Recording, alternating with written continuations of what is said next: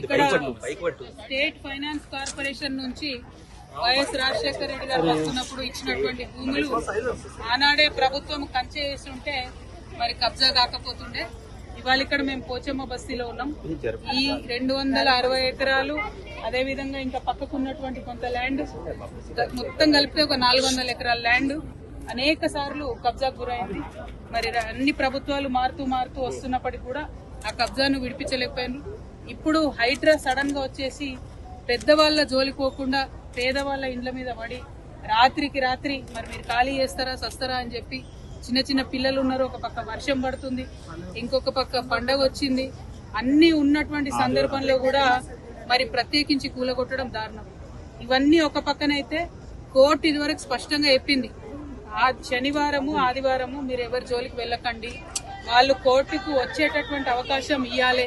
ఈ దేశంలో న్యాయ వ్యవస్థ ఉన్నది కాబట్టి న్యాయ వ్యవస్థను గౌరవించాలని చెప్పింది.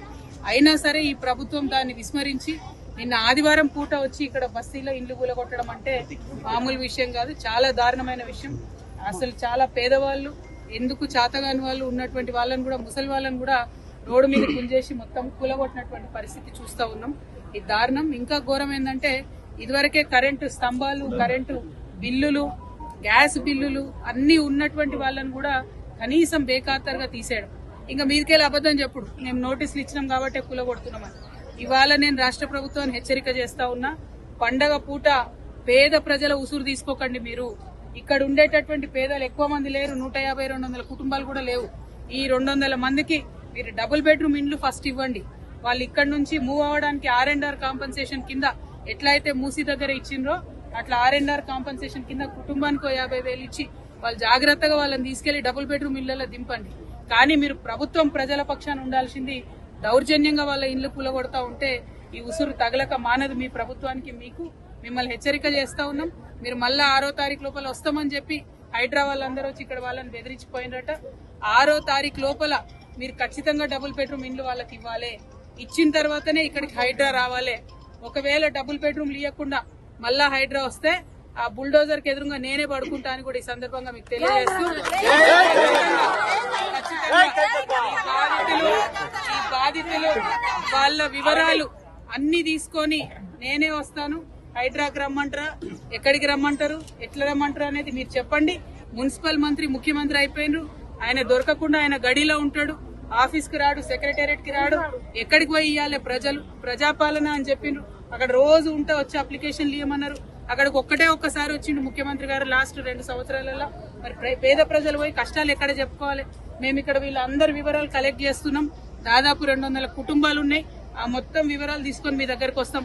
మళ్ళా బుల్డోజర్ వచ్చే లోపల వీళ్ళకి డబుల్ బెడ్రూమ్స్ ఇవ్వాలని కూడా నేను డిమాండ్ చేస్తా ఉన్నాను.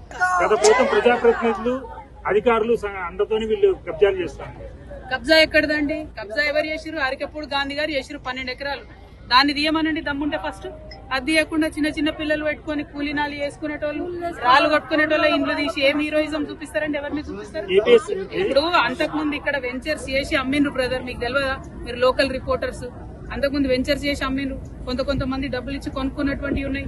5 లక్షలు 6 లక్షలు కట్టి రూములు కొనుక్కున్న వాళ్ళు ఉన్నారు. మరి ప్రభుత్వం వాళ్ళకి 6 లక్షలు ఇవ్వమని చెప్పండి ఇక్కడ నుంచి ఎలా కొట్టేటప్పుడు. అంటే నేను అనేది ఏంటంటే ప్రభుత్వం ఫేర్ గా ఉండాలి. ఏ ప్రభుత్వంలో కబ్జా జరిగినా కూడా తప్పే ఫస్ట్ ఆఫ్ ఆల్.